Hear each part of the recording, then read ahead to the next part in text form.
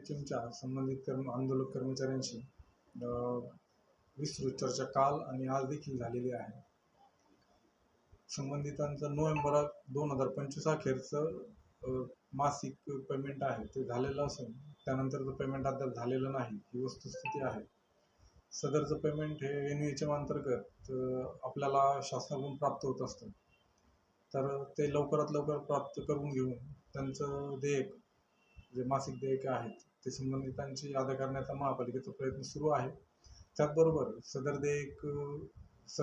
देयक देण्यासाठी शासनाकडून निधी प्राप्त होईपर्यंत तात्पुरत्या स्वरूपात महापालिकेमार्फत किमान 1 महिन्याचं देयक त्यांचा अदा करता येईल का याबाबत देखील आम्ही तपासणी किंवा चाचपणी करत आहोत. जर ते तांत्रिकदृष्ट्या शक्य झालं तर आम्ही 1 महिन्याचं पेमेंट महापालिकेच्या निधीतून करण्याचा प्रयत्न करत आहोत.